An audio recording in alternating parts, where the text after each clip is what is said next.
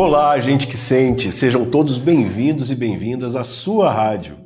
E esse é o Gente que Sente, nosso podcast semanal que conversa de pessoa a pessoa. Aqui a gente escuta histórias de superação, histórias também difíceis, mas que sempre vão te ensinar alguma coisa. E hoje estamos aqui com a escritora best-seller, especialista em gente, Patrícia Calazans. Tudo bem, Patrícia? Tudo ótimo, Rogério. Obrigada pelo convite. Uma honra estar aqui com você. Honra maior a minha de estar conversando contigo. Hoje, pela primeira vez no nosso podcast, nós temos uma entrevistada fora, né, dos nossos estúdios. E para quem ainda não conhece a Patrícia Calazans, é uma escritora muito conhecida nacionalmente. Eu gostaria que você, Patrícia, pudesse se apresentar, mas apresentar a Patrícia fora dos holofotes. Quem é a pessoa Patrícia? Bom, então essa é uma pergunta aí que vai, né? Rende muito, né, Rogério? Tem muita coisa aí que a gente pode falar sobre isso, sobre mim, e quero falar assim, antes de falar até sobre os meus livros, a minha busca, eu sou e sempre fui uma pessoa muito curiosa em entender sobre mim, sobre o ser humano, sobre a consciência humana, sobre como que nós, como pessoas, podemos evoluir, ser pessoas melhores. Acho que essa sempre foi a minha busca ao longo da vida inteira, né? Tiveram muitas transições ao longo da minha vida, mas acho que essa sempre foi o principal ponto, essa quase que uma sede em querer entender um pouco mais sobre as pessoas, sobre o ser humano. Então, estar aqui falando com você sobre gente, falar sobre isso é algo que acho que me fascina mesmo. É sempre meu aprendizado diário é sobre isso, sobre entender um pouco mais a fundo a alma humana, né? Que maravilha, Patrícia. Não tinha outra forma melhor da gente começar, porque aqui nesse podcast, bom, eu sou psicólogo, né? E agora a nossa audiência é uma audiência bastante diversificada. Só que todo mundo que nos assiste está buscando também as mesmas coisas que nós buscamos, que é conhecer um pouco mais sobre os próprios sentimentos, conhecer um pouco mais sobre as emoções humanas. E quando a gente escuta a história de outra pessoa, isso ajuda para que nós olhemos para a nossa história também e possamos dar um outro significado para as coisas, né? Às vezes, como o Danilo gosta de falar, a gente refaz a rota do nosso GPS emocional quando escutamos pessoas com histórias interessantes. Exatamente. E acho que esse é quando, à medida que eu fui buscando compreender um pouco mais sobre o ser humano, quando eu fui apresentada para as constelações sistêmicas, isso acho que me fascinou muito, assim, começar a ouvir, entender a origem das histórias, entender as histórias que vieram antes de nós, né, dos nossos ancestrais, dos nossos antepassados, como a gente vai sendo forjado também a partir disso, né? Como isso está tão presente ainda no nosso DNA, essas histórias de todos aqueles que vieram antes. Quais são os padrões repetitivos? Como é que a gente vem repetindo essas histórias aí de os traumas, as dores, os desafios, e como é que a gente poderia, a partir do nosso movimento de autoconsciência, de autopercepção, começar a ressignificar algumas coisas, liberar padrões, começar a escrever novas histórias a partir disso, né? A partir dessas memórias, desses registros. Então, quando eu comecei a entrar nesse universo que chegou até mim as constelações, foi um mundo assim revelador mesmo dessas histórias. Eu gosto muito de ouvir as histórias das pessoas e compreender, né? Porque às vezes a gente fala assim, nossa, por que essa pessoa se comporta dessa maneira ou pensa desse jeito? Não começou com ela, começou com histórias que vieram antes, né? Todo o conjunto aí de memórias. Então, compreender isso também acho fascinante esse movimento. Então ajuda a gente a se fascinar um pouco pela sua história aqui, Patrícia. De onde você vem? Como é que foi a sua infância? Como é que essas histórias dos seus antepassados influenciaram na sua psique, no seu jeito de ser, para você chegar até aqui? Na minha história, eu quando era muito pequena, eu sempre gostei muito de construir coisas, né? Fazer, construir casas, construir imagens, fazer os meus próprios, as bonecas, os bonecos. Eu gostava muito de miniaturas e gostava muito de desenhar, né? Então eu tinha essa curiosidade de entender as coisas funcionando. Então eu não queria brincar quando eu era pequena das brincadeiras, coisas que já existiam. Eu queria construir coisas novas. Então eu pegava os objetos que eu tinha em casa e começava a construir móveis, objetos, ressignificar algumas coisas que eu tinha ali para transformar em novas coisas. E a partir dessa construção, quando eu era bem pequena, eu tinha uns 5, 6 anos, as pessoas me perguntavam assim: o que que você quer ser quando crescer?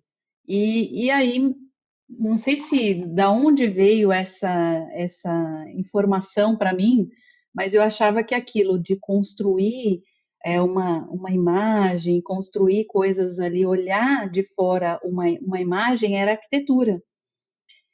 Então eu fiquei com isso na cabeça, que eu ia ser arquiteta e que ia construir algo, construir alguma coisa.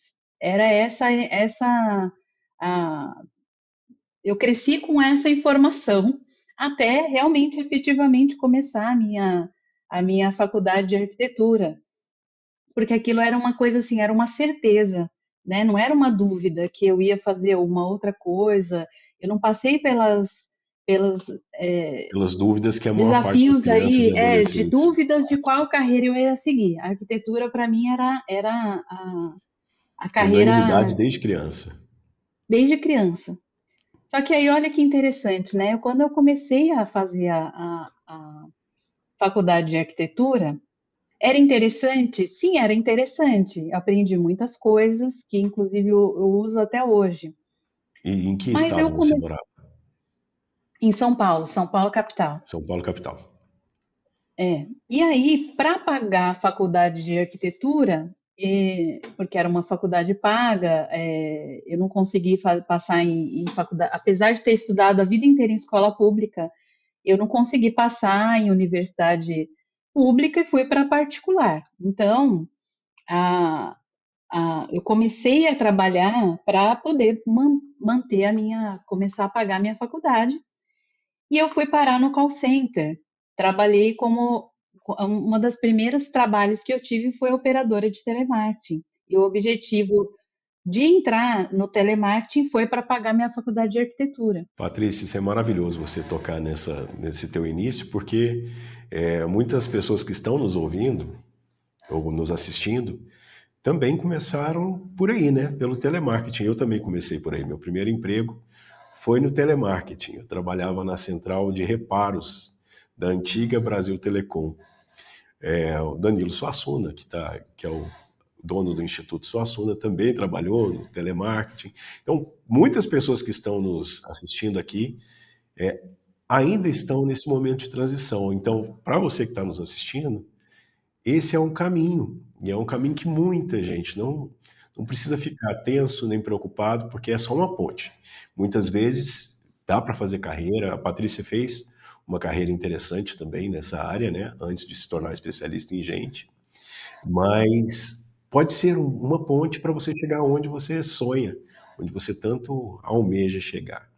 Patrícia, a gente vai voltar nessa parte do telemarketing, porque eu sei que a partir daí começa a tua história em ser uma especialista em gente, especialista em gestão, né, de pessoas. Mas você falou que quando você era criança você gostava de brincar, de construir, de criar coisa nova. É, isso fazia de você uma criança mais isolada? Porque tem essa parte de lidar com gente agora. Mas a impressão que me passa é que você criava um mundo particular para você. É uma impressão correta ou não? Pois é, então, e é esse o ponto que é interessante ao longo da minha trajetória, até profissional, porque eu queria entender, é como se eu tivesse uma visão de fora, olhar aquilo que está acontecendo Uma ali, uma aquela metalinguística, né? história, aquela história ali física acontecendo. Então, Uhum. eu gostava de ver a história, ou criar uma história e testemunhar as histórias a partir dessa representação, de olhar de fora aquelas miniaturas. Então, eu sempre fui muito introspectiva, né? Até hoje, eu não sou uma pessoa expansiva, eu sou uma pessoa introspectiva, mas essa visão de fora, de olhar, de querer entender as histórias, querer entender aquilo que está acontecendo como uma visão de fora, isso sempre me chamou atenção. Uma visão mais Tanto que, analítica do que está acontecendo, né? Uma, uma exatamente, exatamente, meta-análise. esse foi, sempre foi um ponto de curiosidade muito alta minha de entender mesmo as coisas por uma outra perspectiva, não a perspectiva de dentro, mas uma visão de fora, né? Tanto que até hoje a visão sistêmica é algo que me acompanha muito, desde quando eu comecei a me desenvolver, a desenvolver pessoas. Eu sempre trabalho a partir dessa perspectiva de olhar mesmo de fora, conseguir ter outros olhares a partir daquilo que está acontecendo. E para mim, aquilo, quando eu era criança, para mim, a arquitetura era o que fazia mais sentido na época, né? Mas quando eu comecei a conversar, a entender pessoas, a desenvolver pessoas, eu comecei a ver que existiam outras possibilidades de carreira que tinham mais conexão com isso, né? Tanto Sim. que a arquitetura que eu comecei a estudar para achei que era isso, que era o meu talento natural, eu comecei a ver que não era por esse caminho, porque era no contato com o outro, ouvindo histórias, querendo entender um pouco mais sobre o significado dessas histórias, né? Então, eu acabei fazendo algumas transições na parte educacional, na parte carreira, buscando isso, aquilo que eu tinha mais afinidade, aquilo que era o meu melhor talento natural, como poderia levar isso como profissão, né? Então, Entendo. foram muitas transições até chegar aí, né? E aí, inclusive, um vídeo que eu assisti do Steve Jobs, ele fala sobre o discurso de Stanford, foi Sim, um vídeo bastante bem conhecido. famoso dele, bastante conhecido, que ele fala sobre isso, né? Sobre como a gente vai fazendo as transições ao longo da vida e não vai, naquele momento as coisas não ficam tão claras, né? Por que que a gente está, por que que a vida vai tomando rumos que às vezes a gente naquele momento da transição a gente não consegue entender. Mas quando a gente vai olhando para trás, aí sim, você fala, nossa, agora as coisas vão fazendo sentido, a gente vai conseguindo conectar os pontos olhando para trás daquilo tudo que foi sendo aprendido, vivenciado, que aí vai fazendo sentido ao longo da história, né? Então isso sempre me fascinou, entender um pouco mais, olhar essas questões aí do passado, memórias, histórias, para poder compreender daqui para frente, né? O que a gente pode fazer de transformação, de diferença de agora para frente, né? Sim, você falou para a gente que você era uma pessoa, uma criança introspectiva. Nessa fase da tua vida, você era introspectiva. No colégio também, era de poucos amigos ou... Sempre foi uma turminha. Não, sempre tive uma turminha mais próxima, né? As pessoas mais Aham. próximas, mas não era muito expansiva, porque era sempre algumas amigas mais, aquelas best friends, as pessoas mais chegadas. Então sempre foi assim. Mas ao mesmo tempo sempre muito curiosa de entender muitas coisas, né? Então acho que o meu mundo era mais um ciclo mais próximo, mas sempre Olhando o para olhar como para é que as fora, relações funcionavam lá fora. de observar o outro, observar as pessoas conversando, isso sempre fui muito observadora. Sim, sim, olha que interessante. Não estava ali no meio da turminha, no meio da galera, mas olhava e conseguia entender as relações que estavam sendo estabelecidas ali. Uma visão bem analítica, né? Desde cedo. Desde sempre, é. Quase uma socióloga juvenil. Pois é, isso sempre foi, isso sempre, acho que sempre fez parte aí do meu DNA, essa visão mesmo, essa capacidade, essa curiosidade de entender, observar, perceber coisas de maneiras diferentes, né? Ouvia muito, então essa capacidade de ouvir o outro, e de perceber, de sentir a partir dessa conversa, né? O que que essa conversa chega para mim? Como é que ela me soa? Qual é a sensação que eu tenho a partir dessa conexão, a partir dessa conversa? O que que eu posso ali contribuir para agregar para o outro a partir disso, que eu sinto, daquilo que chega até mim, aquilo que eu percebo. Então, essa capacidade de observação, de escuta, isso sempre me acompanhou, sim. Eu não, eu não entendia isso, que como eu poderia servir a partir disso, mas isso sempre foi uma habilidade natural. Perfeito. E em casa, seus pais entendiam isso? Ou você recebeu o apoio, a compreensão dos seus pais nesse seu mundo um pouco mais particular? Ou você sente que houve pressão para que você se tornasse uma menina mais falante, mais sociável? Não, acho que foi isso. Eu sou filha única, né? Então, acho que esse estar um pouco mais comigo mesma, criar as minhas próprias brincadeiras, como eu sou filha única, acho que sempre isso era também algo natural e nunca foi muito forçado aí pelos meus pais, não. Foi bem tranquilo essa parte. Ah, isso é maravilhoso, porque nossos filhos têm sua subjetividade, né? Mas infelizmente muitos pais projetam nos filhos, já que você está falando de sistêmica, né? Então existe uma projeção, né, que sem querer a gente assimila em alguns momentos, ou de muitas É formas. uma coisa que eu, inclusive, coloquei num dos meus livros, né, no Revolução Sistêmica, que é esse aqui, acho que esse foi meu primeiro livro aqui nesse formato, os outros eram em formatos de box. Eu sempre me questionei, isso era desde pequena, aqueles scripts, né? Os scripts naturais da vida, né? Ah, a pessoa cresce, ela precisa ter uma profissão, ela precisa se formar, ter uma profissão, casar, ter filhos, né? Depois se aposenta e assim vai, seguir o Sim. script tradicional. E isso eu sempre me questionei, falei assim, mas será que é isso mesmo? Será que todo mundo tem que seguir aquele mesmo script? Nasce, cresce, reproduz e morre. Isso, exatamente. Porque eu via isso, eu via muito, observava muito isso acontecer na dinâmica familiar, aquela coisa e aquela exigência, né, das pessoas em volta, não tanto comigo, mas as pessoas em volta, essa autoexigência e exigência do outro de seguir isso, assim, ah, casou? Quando vai ter filho? Quando vai casar? Quando vai ter filho? Quando vai... Aquelas cobranças que eram normais ali da família. E eu sempre falava assim, mas como é que pode isso? Será que tem que ser? A gente precisa, é obrigado a seguir esses padrões? E aí a minha curiosidade me moveu a buscar, a estudar um pouco mais sobre isso. Fui parar na análise transacional, no Eric Berne, e falou assim, mas tem alguém que pensou sobre isso já? Sobre como é que a gente quebra padrões ou segue o nosso próprio movimento?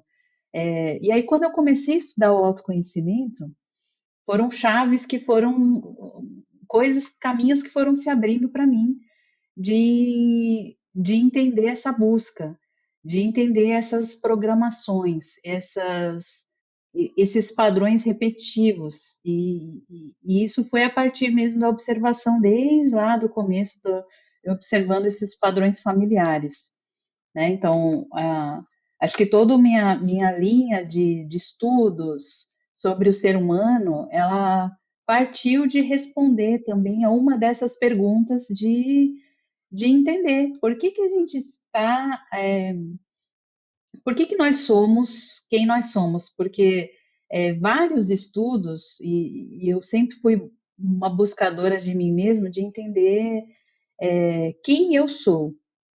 Quem eu sou? Essa sempre foi uma pergunta que eu me fiz. Quem eu sou realmente? E aí eu comecei a entender que para a gente entender quem nós realmente somos, a gente precisa entender aquilo que os padrões que a gente vem repetindo daquilo que nós não somos, mas nós somos identificados com alguma coisa, que não somos nós, mas que é, alguém ou algo incutiu em nós ou que a gente absorveu como crenças, como condicionamentos, como padrões repetitivos, em rótulos, autojulgamentos. Então, é, o meu fascínio desde sempre foi buscar entender isso. Quais eram os condicionamentos que estavam impedindo, ou auto-identificações estavam impedindo essa vivência de ser quem realmente é, porque às vezes as pessoas estão vivendo tão no piloto automático que estão esquecendo de si, estão vivendo vidas que atendendo às expectativas, né? Em carreira, atendendo os scripts do que a família espera que a pessoa faça, ou quem a família espera que a pessoa seja, quanto carreira, enquanto estrutura familiar. E às vezes a pessoa vai seguindo essa engrenagem quando vê um determinado momento da vida, fala, mas espera aí, como é que eu vim parar aqui? Pois é, igual você falou, você nunca teve dúvidas que queria fazer arquitetura, né? E de repente seguiu uma programação que parecia meio óbvia para você. Foi seguindo, foi seguindo essa programação, parecia que era um futuro meio certo, né? E de repente pode ser que isso também tenha um significado grande na sua escolha posterior, né? Mas assim, até mesmo na adolescência, na juventude, você percebe que essa busca por quem você era gerou muita angústia nessa jovem futura arquiteta? Você olhava muito para os seus sentimentos, você sofria muito em silêncio, você se questionava enquanto humana que você é, ou essas dúvidas, incertezas, inseguranças surgiram depois, na idade de jovem adulta? Olha, foi para mim, na fase da adolescência, e eu acho que isso, a minha curiosidade tem esse quê um pouco rebelde, né? Eu não entendia muito, assim, eu questionava assim, para quê? Por quê? Então, por que que eu tenho que seguir isso? Por que que eu tenho que fazer isso? Então, essa sempre foi uma dose aí de rebeldia, sempre me acompanhou, mas nesse viés de questionar, de tentar entender os porquês das coisas. Então, eu, eu queria entender por que que eu tinha que fazer uma determinada coisa, por que que eu tinha que seguir uma determinada carreira, por que que eu tinha que entrar num determinado trabalho. Tudo, tudo. Então, entender esse porquê sempre me acompanhou.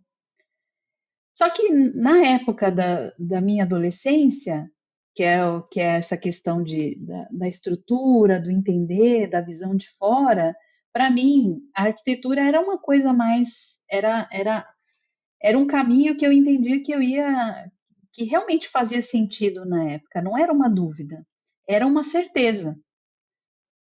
Era uma certeza de que aquilo seria com certeza o melhor do uso dos meus talentos. Só que eu só fui me dar conta que não tinha nada a ver com isso, com o que realmente eu estava buscando, quando eu realmente fui experimentar. Então, eu sempre fui dessas de ir e experimentar e vivenciar e ver se aquilo realmente faz sentido para mim ou não. E aí, quando eu me vi na faculdade de arquitetura, aquilo era interessante, era algo interessante. Só que quando eu comecei a entrar no call center, que foi o que eu fui, só para pagar a faculdade, eu comecei a entrar em contato com o mundo de gente que eu não fazia ideia. Era muita gente. Era aquele mar de gente, um monte de pessoas ali atendendo grandes centrais, na época era a Telefutura, que depois virou Tivit, uma das maiores empresas de call center do país. Então, eram muitas pessoas ali fazendo trabalho de telemarketing. E aí, eu atendendo pessoas, eu comecei a achar muito interessante falar com as pessoas, servir da melhor maneira ali quem estava do outro lado da linha, começar a fazer, a me relacionar com os meus colegas. E ali começou a virar uma chave para mim, porque eu comecei a me interessar muito mais por entender mesmo o ser humano ali naquele movimento de estar em contato com tantas pessoas. Aquilo foi muito mais fascinante naquela época do que olhar aquela imagem que eu fazia, aquela representação que eu fazia, que é o que a arquitetura me chamava. Então, o lado das relações humanas começou a me fascinar é, de tal forma que eu larguei a faculdade de arquitetura. Não fazia o menor sentido mais para mim, naquele momento, seguir para aquela carreira.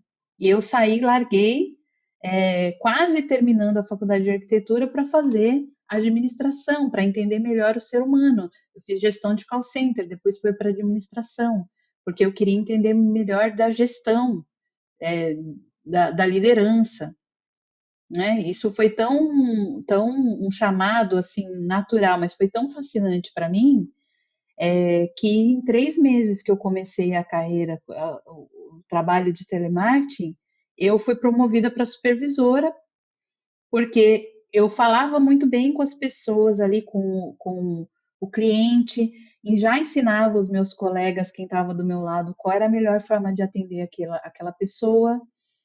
E era central receptiva, reclamações, né? Aquilo que ninguém muito quer lidar, é receber a reclamação. Mas eu pensava sempre, ao longo da minha carreira inteira no call center, eu trabalhei 17 anos com isso, né? Eu pensava assim, gente, quem está do outro lado da linha ali é um ser humano. Como é que eu posso fazer, servir ele da melhor forma para que ele consiga resolver a questão dele naquele momento? Eu não pensava em processos, scripts, porque essa foi sempre o meu viés de rebeldia. Eu queria entender o porquê. Então, mesmo eu sendo direcionada para um script, um roteiro naquele call center, faça assim, siga esse passo, esse script. Para mim, para mim o porquê disso não fazia tanto sentido, mas sim de estar totalmente presente naquele contato, entender o que aquela pessoa estava me trazendo, o que a partir dali eu poderia, dentro daquilo que eu conhecia naquela ou da instrução que eu tinha recebido, como é que eu poderia orientar, servir, falar, direcionar aquela pessoa da melhor forma para resolver aquela questão. E isso me fez me destacar muito rápido, porque era uma atenção genuína, era uma importância genuína que eu dava para a resolução daquela questão. Nível de presença muito grande, né? Isso sempre me acompanhou, sempre. Então, eu acho que ali é que virou uma grande chave para mim, de que, nossa, é isso que eu quero. Eu quero estar naquele contato com aquela pessoa, e estar realmente disponível a servir ela da melhor forma, ouvir, né? Algo que eu acho que a gente perdeu tanto, né, Rogério? A gente essa capacidade de estar presente, de ouvir genuinamente, de sentir, de Sim. receber o outro e, e compartilhar daquilo dentro do que está dentro de nós, mas ali criando essa conexão real, essa conexão verdadeira, presente. Esse vínculo empático, né? Mais do que... Porque existem palavras que caíram num clichê popular, né? Empatia, por exemplo, né? Se colocar no lugar do outro, mas se colocar no lugar do outro com o olhar do outro também, né? Essa presença genuína, que a gente até já falou a respeito disso uma vez. É uma conexão de pessoa a pessoa. Não é uma coisa que objetiva algo necessariamente. No teu caso, sim, né? Era uma relação bem objetiva. A pessoa queria resolver um BO, você estava ali para resolver.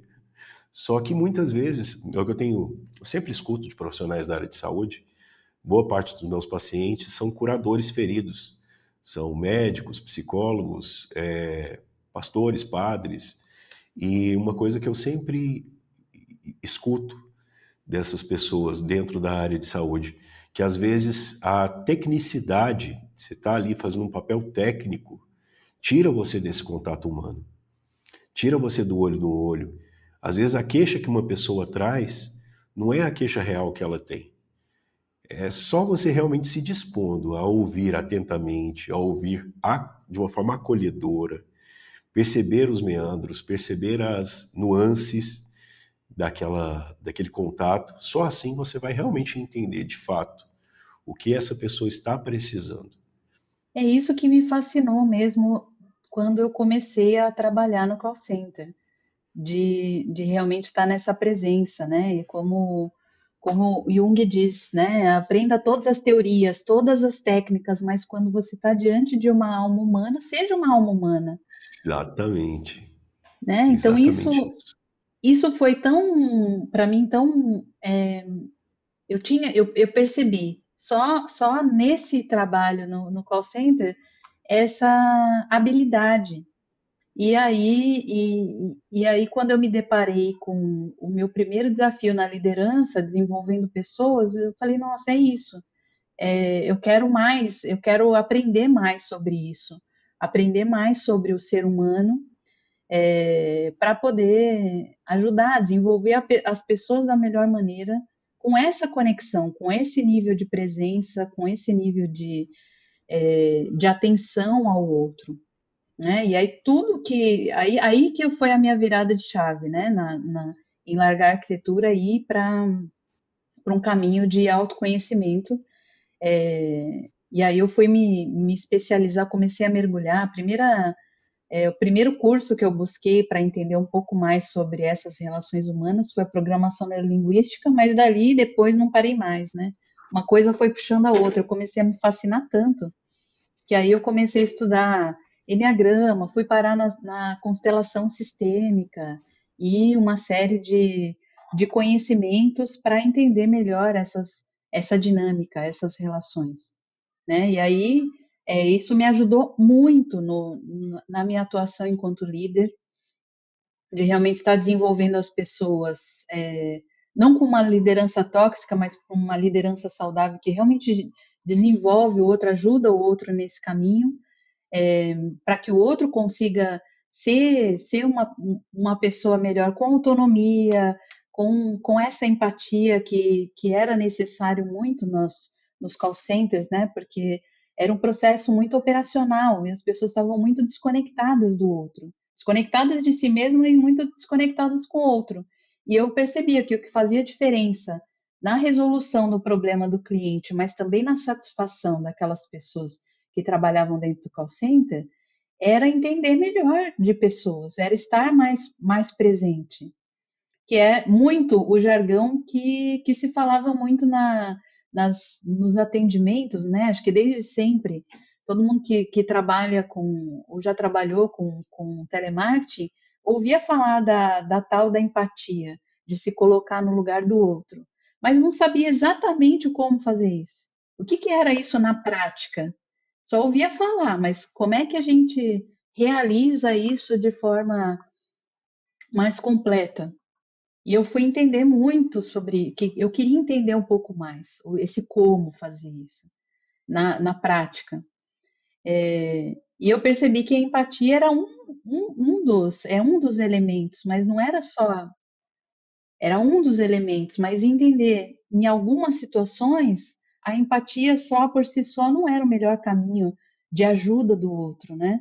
Tanto que isso eu coloco também no meu livro, no Revolução Sistêmica. Eu falo que além da empatia, a gente tem a compaixão, que é não só eu sentir aquilo que o outro sente, mas como é que eu posso, do meu lugar, contribuir com o outro, mas fazendo com que ele acredite nos recursos que ele tem, né? Então não, eu uso até uma metáfora, Rogério, eu falo do buraco, né? Eu falo assim que às vezes as pessoas querem ajudar o outro e ver a pessoa lá dentro do buraco, dependendo do nível que eu tenho ali de compreensão com o outro de ajuda, eu vou lá e entro no buraco junto com a pessoa. E aí, na verdade, nesse caso, eu não estou ajudando da melhor forma desse lugar. Eu estou simplesmente ali é, entendendo que a pessoa não tem os recursos para ela sair mesmo daquele lugar e eu, às vezes, eu estou entrando com ela nesse circuito, que é onde a gente entra aí nas relações tóxicas, nos desafios, né? A gente fica imerso ali, os dois, dentro do buraco, sem um caminho de solução. Só que quando a gente começa a entender um pouco mais da dinâmica das relações, a gente consegue olhar assim, nossa, eu vejo uma pessoa no buraco, como é que como é que eu posso contribuir para essa pessoa, acreditando, sim, começando a mostrar que ela tem os recursos, mas sabendo que ela vai fazer o caminho. Aí eu começo a jogar a corda e a pessoa vai fazer o caminho de subida. Ou seja, de querer ser ajudada. Aí a gente sai daquele papel de querer salvar o outro e sai para entender que o outro pode ser protagonista da sua própria transformação. Mas é lógico, ela Não tem outro precisa jeito, de. né, Patrícia? Não tem, Não tem, não não tem dá outra para fazer forma. pelo outro, né? Não dá para querer A salvar o outro. responsabilidade ela é individual, né? Inclusive para o próprio caminho, né? Para o próprio caminho de descoberta, para o próprio caminho de evolução.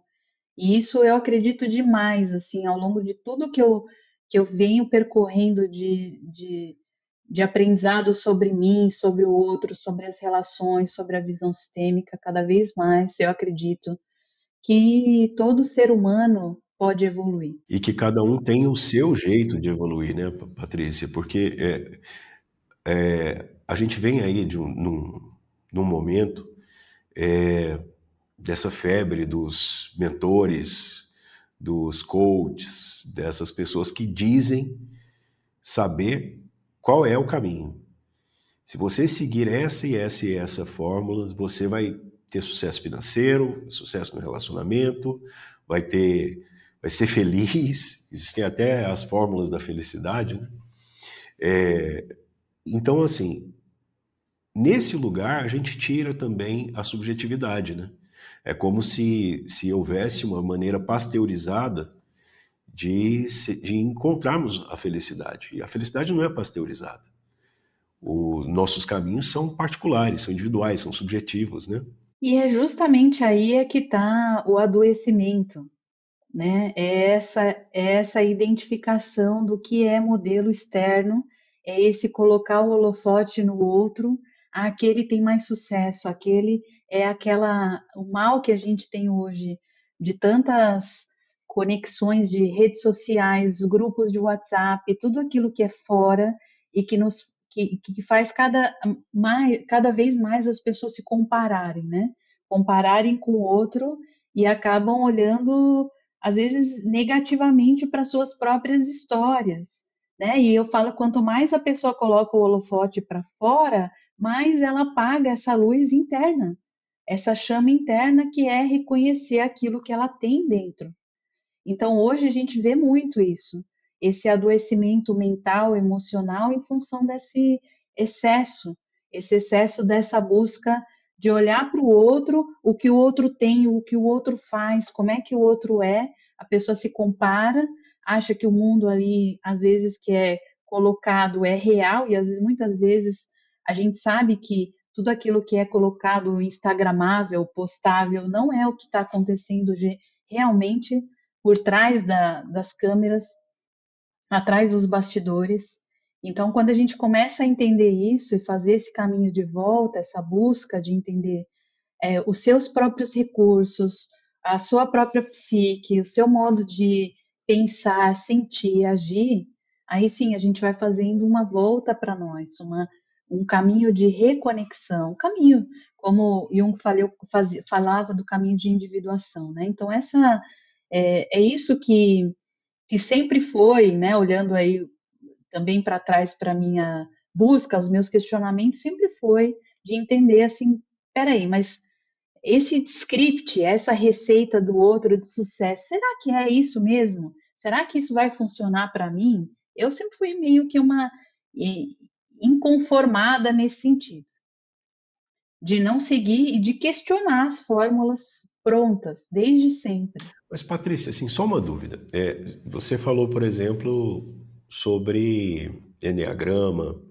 Eu conheço enneagrama também, já fiz formação, mas não é uma forma de rotular também, de você categorizar a pessoa num, num padrão muito rígido?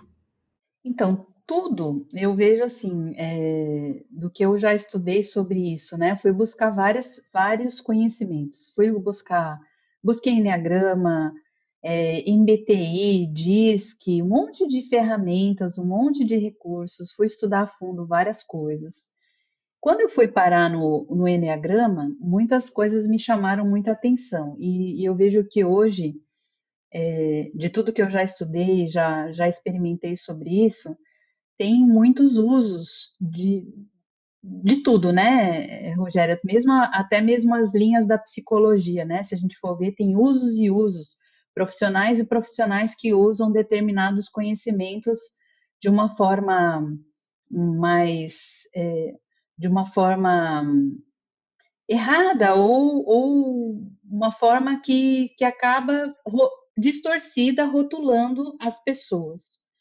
Então, quando eu comecei a me aprofundar nos estudos do Enneagrama, eu percebi isso. Eu percebi, assim, que existem muitos, e não só. Eu me deparei, inclusive, antes mesmo de estudar o Enneagrama, quando eu trabalhava dentro do call center, eu já era líder na época, já era gestora de equipe, e uma consultoria foi numa das empresas que eu trabalhei para fazer um trabalho de desenvolvimento de pessoas usando o MBTI como um assessment.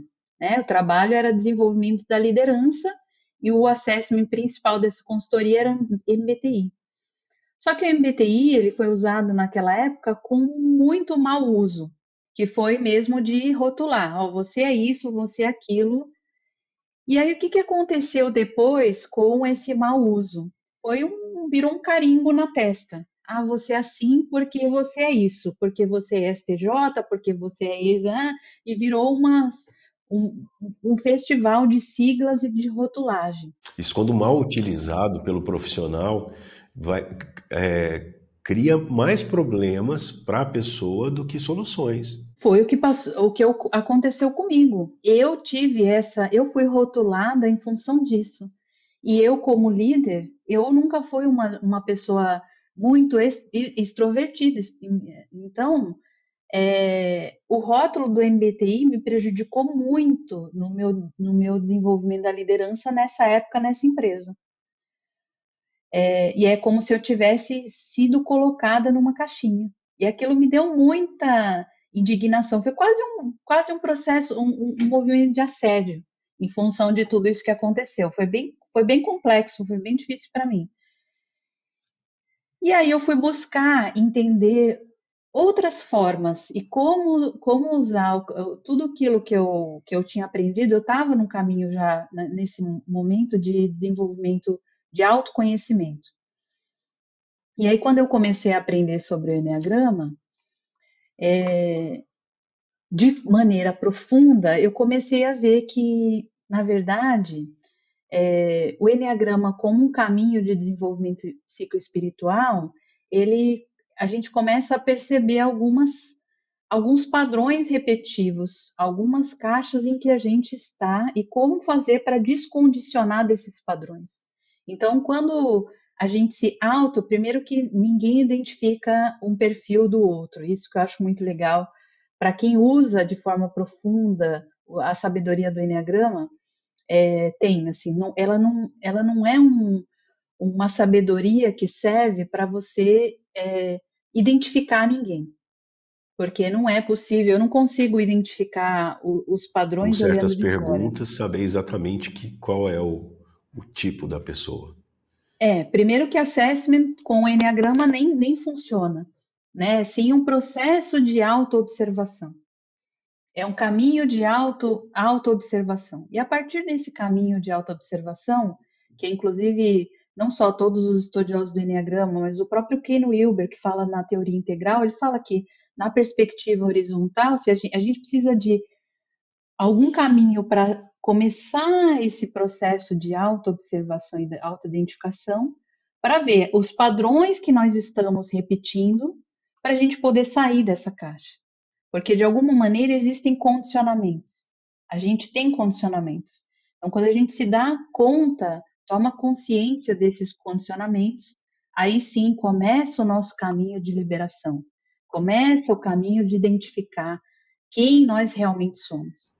O interessante que você falou é que você, no início da sua fala, da segunda fase, né, da sua vida, depois que você entrou para o telemarketing e tudo, você falou que foi um caminho de autoconhecimento. No começo do diálogo, você falou que olhava as coisas de fora. Uma pessoa que observa o mundo e analisa o mundo a partir de uma visão crítica, analítica. E quando você começou a trabalhar com pessoas, você começou a estudar sobre autoconhecimento. Então, não é só uma visão de fora, mas você quis também ter uma visão de dentro. Foi um caminho de autoaprimoramento que veio em paralelo ao caminho de perceber como o outro funciona. É isso? Eu acredito hoje que não tem como a gente entender o outro sem a gente entender a gente mesmo. Não é possível. Porque senão a gente cai justamente nessas questões dos rótulos, porque o outro é isso, o outro é aquilo, mas e eu? Quem eu sou? Como é que eu me percebo? Então, o caminho de estudo dos níveis de consciência, que é o que eu relaciono, inclusive, com o próprio Enneagrama. O Enneagrama, ele veio para mim nesse... Eu tenho hoje essa perspectiva, esse olhar, de como é que a gente consegue entender melhor quem nós somos, aquilo que realmente nos mantém presos nesses condicionamentos, e como é que a gente faz para expandir mesmo a nossa visão de nós mesmos, para que a gente possa se relacionar com o outro de forma menos julgadora.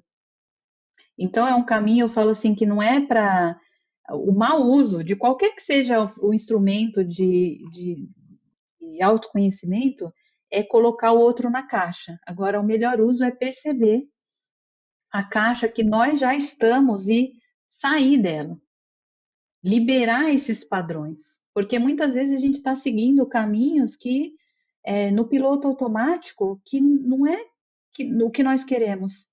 A profissão, será que a sua profissão foi você mesmo que escolheu ou veio aquilo que foi sendo falado de alguém da sua família? Ou foi para atender a expectativa do pai, da mãe, de alguém?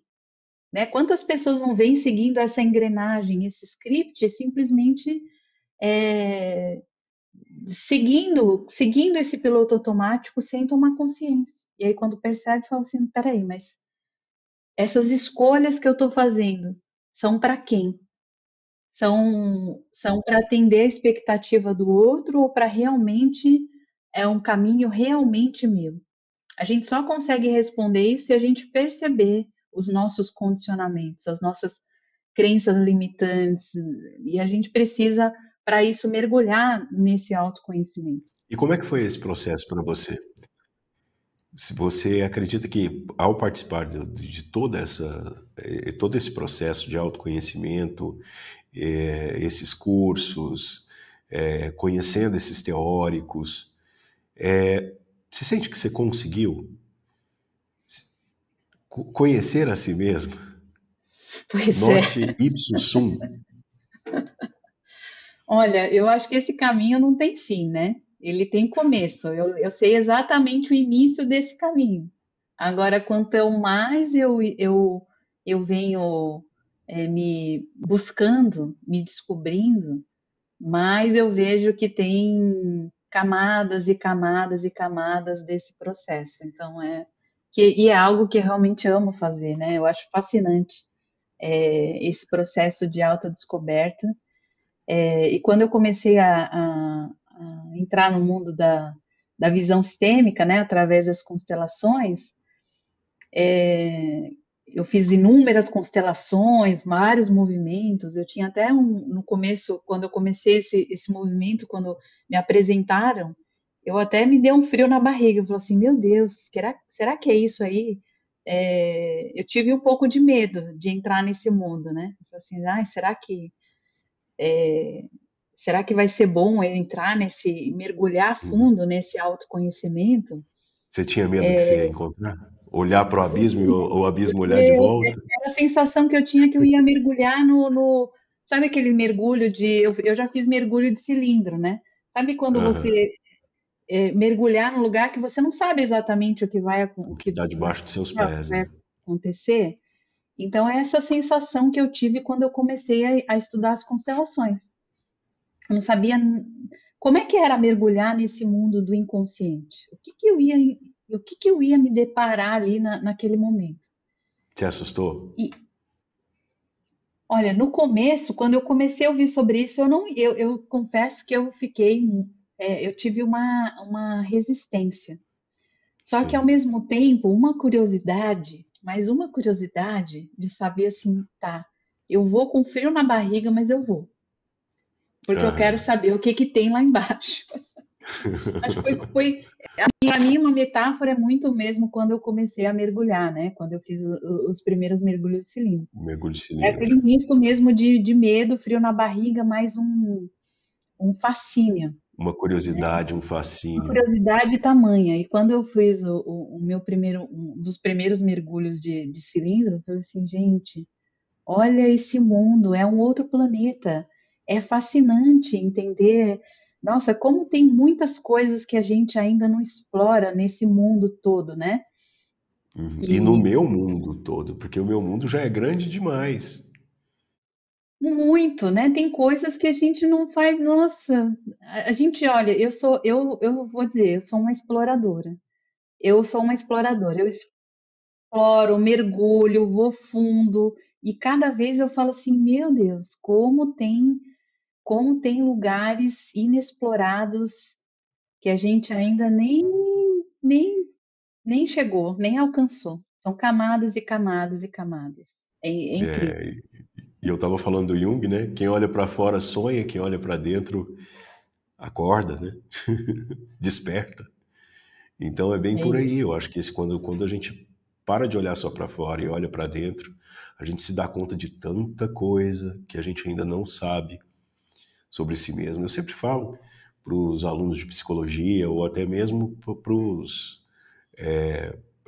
os colegas psicólogos, não existe como, não tem como você ser um bom terapeuta se você também não fizer a terapia, se você também não fizer a supervisão. Então, porque senão você sai de um lugar, Totalmente. como a gente está falando, um lugar meio técnico, um lugar superficial demais. Ah, eu ajudo o outro, mas eu aqui dentro não. Aqui dentro eu estou em frangalhos, mas aqui fora eu estou ajudando o mundo inteiro. Então, ao meu ver, sem o autoconhecimento, fica muito difícil olhar para o outro ser humano. Teve um outro episódio que eu falei sobre o mito de Quiron, aqui, que é o mito do curador ferido, né? Às vezes, só quando a gente consegue identificar nossas feridas, é que a gente vai olhar para as feridas do outro com respeito, com cuidado, com zelo, e sem olhar para as próprias feridas. Eu acho isso algo arriscado, inclusive irresponsável, né? Totalmente. Eu falo isso para os meus alunos, né? Eu falo que a gente não consegue guiar as pessoas para um lugar onde a gente nunca foi, né? Então, tem a ver aí com esses caminhos aí dessa exploração, essa autodescoberta. E mesmo indo e nesses lugares, quando no encontro com o outro, também ele traz muita notícia sobre nós, sobre aquilo que a gente precisa ouvir. Então, mesmo no começo de um trabalho de reconhecimento das feridas, quando a gente, como desenvolvedor de pessoas, está diante de uma pessoa que está aberta, com o coração aberto para falar sobre as suas feridas emocionais, isso sempre vai trazendo notícias sobre o nosso próprio Sem caminho, sombra. né? Você vai revelando mais camadas sobre o nosso próprio processo de entender um pouco mais a fundo é, essas feridas ali da nossa história, das histórias dos nossos antepassados, entender o porquê que fez nos formar ou fazer com que a gente chegasse até aqui, né? Se nós estamos aqui é porque tiveram inúmeras histórias de feridas, dores, traumas, situações, também superações, também é, histórias ali incríveis, né? De algo que foi construído, algo que foi vivido, quantas memórias, quantas histórias. Eu acho isso muito Sim, fascinante de entender tudo isso e por isso que eu fui buscar e me aprofundar mais na visão sistêmica, né? Porque tudo aquilo que toda essa história de antes, dos antepassados, essas memórias nos acompanham até hoje, né?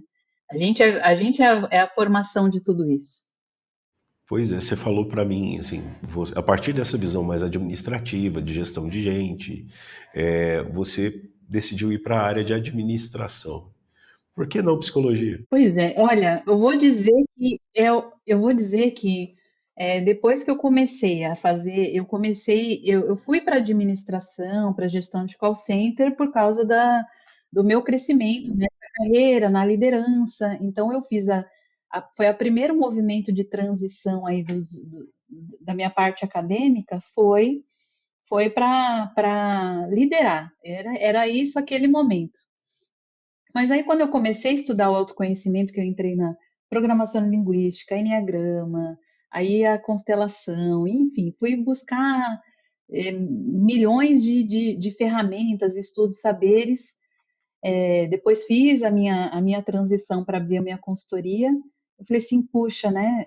Eu não imaginava que eu ia chegar nesse lugar assim de querer entender tanto sobre o ser humano. Então, acho que o maior arrependimento acadêmico é não ter feito psicologia. Inclusive, muitas pessoas, eu gosto tanto de desenvolver pessoas, de gente, e faço isso das minhas mentorias, as pessoas juram que eu sou psicóloga, então eu recebo parabéns no dia do psicólogo, porque as pessoas juram que eu sou psicóloga, e isso foi desde sempre. Desde quando eu comecei o meu movimento de liderança, as pessoas olham para mim e falam assim: Você é psicóloga? Aí eu tenho que explicar toda essa história, mas eu sou fascinada, né? Então, apesar de não ter a graduação da psicologia, de alguma maneira ela me acompanha, né? Ela me acompanha e eu venho estudando sobre isso, com especializações, com pós, com leituras, com tudo. Então, toda a minha base de conhecimento, eu bebo também dessa fonte, né? Apesar de não ter feito essa graduação, eu acho que na minha história toda, acho que esse é o grande arrependimento aí de não ter feito psicologia. Ainda tem tempo, hein? Ainda tem Quem tempo. sabe, né? Ó, Quem sabe o é, seu estuda a inspiro aí, possibilidade de uma graduação aí. E aqui no Instituto Suassuna nós temos, né, quem sabe. diversos Uhum. cursos na área de psicologia. Hoje é o maior instituto de pós-graduação em psicologia do Brasil. Mas, Patrícia, a gente está falando sobre autoconhecimento, você falou sobre desenvolvimento humano, falou também sobre saúde emocional dentro das empresas. Você tem na sua vida algum momento que você avalia que tenha sido um momento muito difícil e que você precisou desse autoconhecimento para poder dar a volta por cima ou reorganizar a rota desse seu GPS emocional? Olha, eu acho que em todas acho que principalmente nas minhas transições, né? Como essa minha curiosidade, meu fascínio pelo ser humano foi me movendo para fazer algumas transições de carreira. Nesses momentos de transição, acho que foi onde eu precisei mais desse respaldo mesmo, para entender qual era o próximo passo, porque sempre foi também ao mesmo tempo dessa curiosidade de querer experimentar outras coisas, outros conhecimentos, entender um pouco mais, né? O caminho foi me levando para essas transições, né? Então, de sair quando eu saí da arquitetura para ir para focar nesse movimento de liderança, foi muito questionamento, porque, né, por que mudar tanto assim de algo que eu achava que era tão definitivo, tão certo? E aí eu percebi, e quando eu comecei a estudar a PNL, eu mergulhei como practitioner na PNL, eu comecei a entender nessa parte emocional que existiam muitas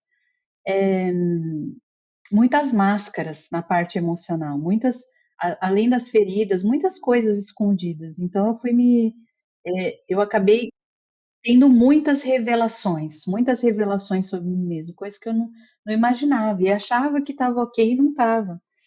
E eu percebi muito, observando as pessoas também dentro das empresas, no call center, muitas pessoas viviam adoecidas por isso, por não compreender as emoções e por às vezes, as emoções não serem tão incluídas no ambiente profissional.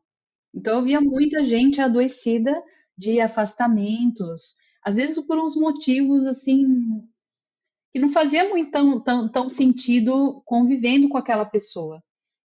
Eu falo assim, mas por que isso? Por que esses adoecimentos? Por que as pessoas adoecem tanto?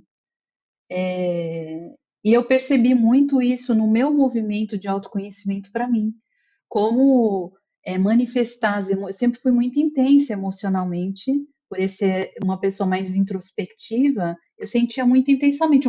Degustava as emoções, né? Uma pessoa ia conversar comigo, eu queria ajudar, eu sentia quase que eu estava sentindo ali aquele turbilhão de emoções das pessoas. E eu, como líder, eu não podia manifestar, chorar, abraçar a pessoa no meio do trabalho ali. Naquela época, não era uma coisa ainda tão aceitável. E eu falava assim, nossa, mas o que está acontecendo comigo? Eu estou aqui totalmente mobilizada, mexida emocionalmente, mas eu não posso expressar essas emoções nesse contexto profissional. Expressar as emoções dentro das empresas ainda é algo visto com uma certa cautela ou um certo preconceito, né? E dependendo da cultura Porque organizacional, se eu demonstro minhas emoções dentro da empresa, e dependendo era muito pior, né?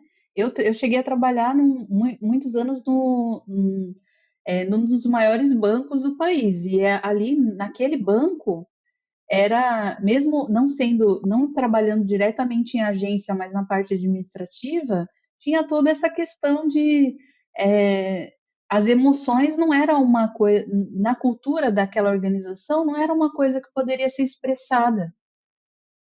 E eu comecei a perceber muito isso, que isso acabava adoecendo. me adoece muito.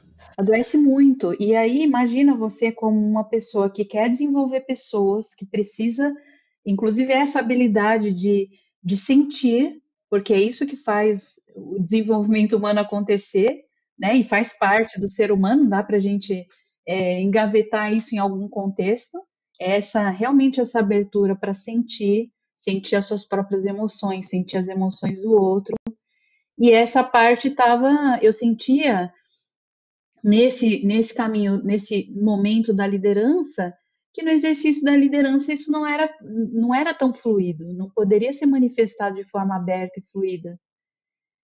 E aí eu fui muito entender, o processo de autoconhecimento me fez muito entender esse caminho. E mudar a cultura de uma empresa ou ser agente de mudança cultural de uma empresa não é algo simples, né?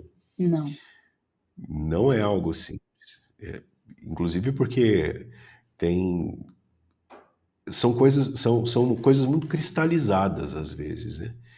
E é preciso um trabalho quase que holístico dentro da empresa para que todos entendam a importância das emoções humanas, a importância do bem-estar emocional para o colaborador. Só é possível existir o bem-estar integral, né? O bem-estar das pessoas no ambiente profissional se forem integradas as emoções. Então, a gestão emocional ela é fundamental para isso. Então, por isso que hoje a gente vê tamanhos índices de afastamento, de turnover, os adoecimentos, né? Os índices batendo recorde aí os transtornos de ansiedade, o índice de depressão, o burnout, enfim, todas as consequências que a gente tem dessas culturas, a cultura que a gente vive nos ambientes organizacionais. Não à toa, hoje o Brasil é o país mais ansioso do mundo, né? Exatamente. Eu vejo que uma das consequências dessa não inclusão da questão emocional. A gente não realmente reconhecer. Na época que eu comecei a trabalhar com call center, não se falava em segurança psicológica, né? Hoje a gente isso é um pouco mais falado, Ainda um hoje pouco é um mais pouco difícil de aberto. ouvir, né? Ainda é, mas já se fala mais do que era antes. Sim, sem Eu dúvida. passei por algumas transições de cultura em algumas empresas que eu trabalhei e era muito mais fechado antes. Hoje já se fala porque a gente já começa a reconhecer o tamanho que é a epidemia de saúde mental no Brasil inteiro, no mundo, no Brasil e dentro das organizações. Então, por isso que hoje existe todo um movimento, né, de mudança a partir aí da NR1, riscos psicossociais, que está tanto se É falando isso. nesse momento, para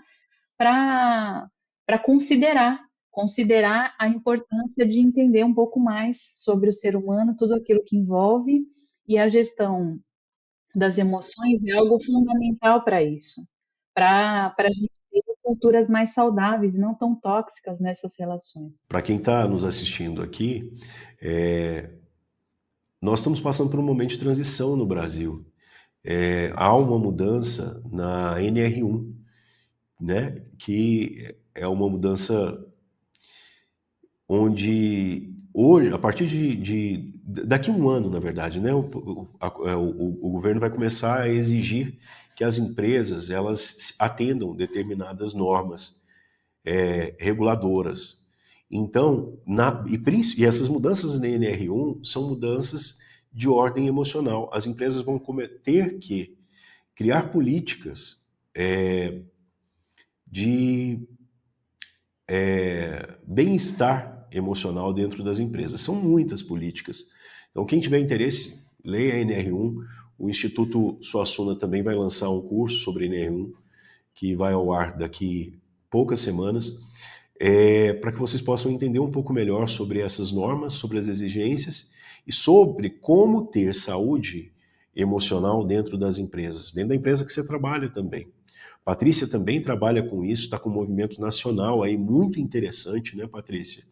São diversos atores Isso. no Brasil inteiro tentando mudar essa cultura organizacional no país, para que nós passemos a dar a real importância que a saúde emocional tem dentro das empresas, né? Isso passa por a gente entender mesmo essas inclusões, né? O que está excluído. A gente fala isso sempre na visão sistêmica. Tudo aquilo que é isso que a gente exclui gera um adoecimento. Então, que de alguma maneira foi excluído durante tanto tempo que precisa ser reintegrado. E uma das questões muito excluída ao longo do tempo realmente é o campo das emoções. Então, hoje eu tenho formado, né? Como eu vi muitas pessoas adoecerem dentro das empresas que eu trabalhei, muitas, não foram poucos, foram muitas pessoas adoecidas. Todo o meu trabalho tem sido em desenvolver pessoas, promotores, que estão agindo em direção a promover a saúde mental, emocional dentro das empresas. Eu acredito muito nisso, nessa transformação a partir disso, da gente entender melhor o que a gente pode melhorar na relação, primeiro com a gente, né? Porque esse movimento ele sempre começa de dentro e que vai refletir nessa relação com o outro e que vai refletir na organização como um todo. Então, se a gente fizer uma melhor gestão, melhor gerenciamento desse estresse, dessas emoções, começando nesse movimento, a gente consegue ser pessoas mais ali estabelecer conexões mais saudáveis e isso junto vai fazendo a transformação cultural acontecer. Então é isso que eu acredito, trabalho diariamente para ver empresas não mais como um lugar de adoecimento. Eu falo que empresa não é um lugar de loucura, é um lugar de cura, né? A primeira vez que eu vi o livro Empresas que Curam, eu chorei de alegria de ver assim, nossa, como tem gente que pensa que é possível, acredita que não é uma coisa utópica, é possível a gente ter empresas que curam, que incluem consideram as pessoas na sua integralidade, na sua individualidade, que conseguem ter ambientes que são saudáveis, que as relações podem se estabelecer sem medo. Sim, é maravilhoso, né? É porque senão vira o próprio mito de Sísifo, né? Você passa o dia empurrando uma pedra e no final do dia você solta a pedra. No outro dia você tem que ir lá buscar. O trabalho vira um tripalho, né? Torna-se um sofrimento e não é esse o caminho. E cada vez mais nós identificamos a necessidade de se olhar para as pessoas, para os sentimentos das pessoas. E os empresários que estão nos ouvindo, isso impacta diretamente nos números da empresa. Então, quando a gente olha para as pessoas, às vezes parece não ficar muito claro, mas o desempenho das pessoas melhora, a felicidade, o turnover diminui, tantos outros KPIs, índices, medidores de performance passam por mudanças significativas e positivas quando se olha para as pessoas.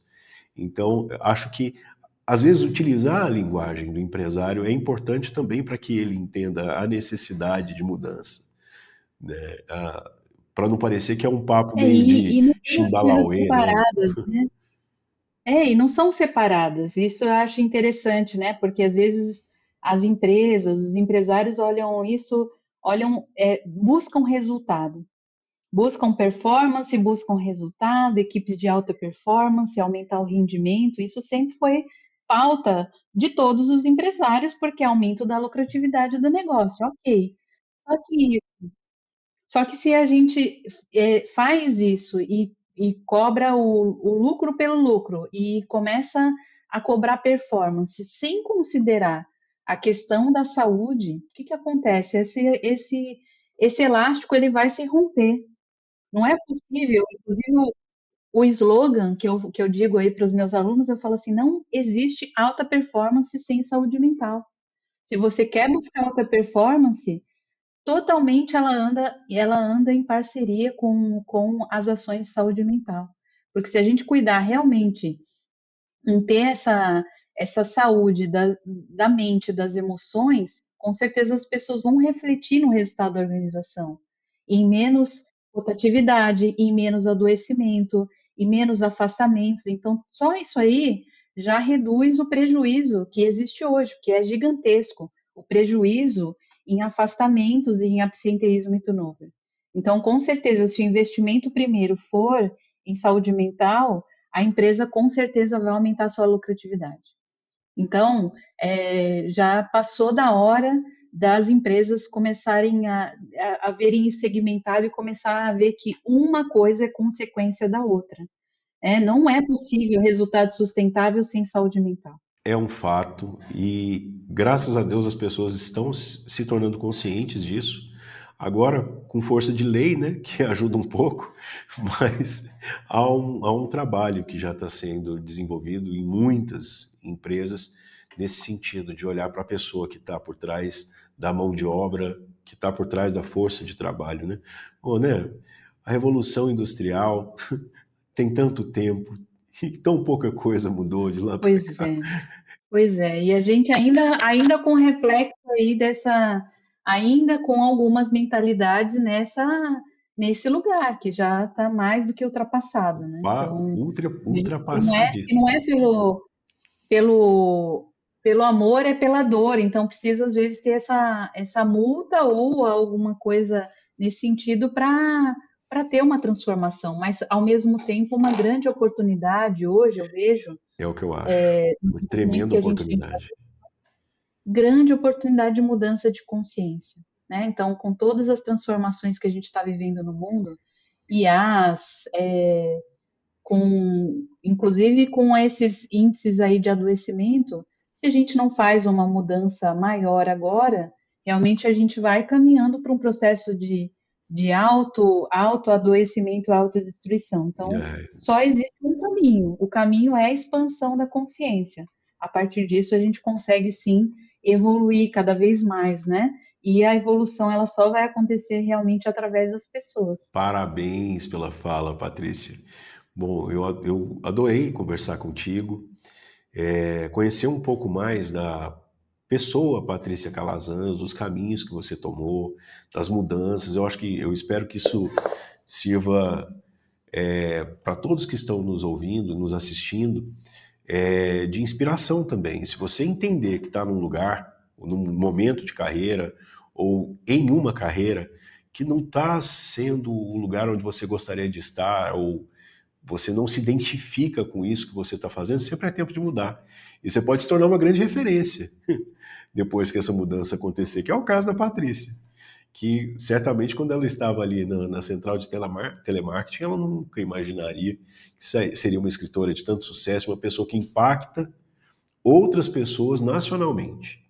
Patrícia, se você pudesse, ou você pode, né? Agora você tem essa oportunidade, se você puder fazer um resumo de tudo que você aprendeu em uma frase, tudo que você aprendeu nessas experiências de autoconhecimento, nessas experiências lidando com gente, lidando com sofrimento humano, se você pudesse resumir isso numa frase para que isso seja gravado pelos nossa audiência, o que você diria? Ou o que você vai dizer para quem está nos assistindo ou nos ouvindo? Olha, eu que passei por tantos processos de mudança e transformação e venho me transformando ainda, né? Não é um processo que mudou. Eu acredito que sempre é possível a gente mudar, transformar, como acho que é bem a representação dessa minha história, que é buscar a mudança, buscar algo melhor. Eu acredito profundamente,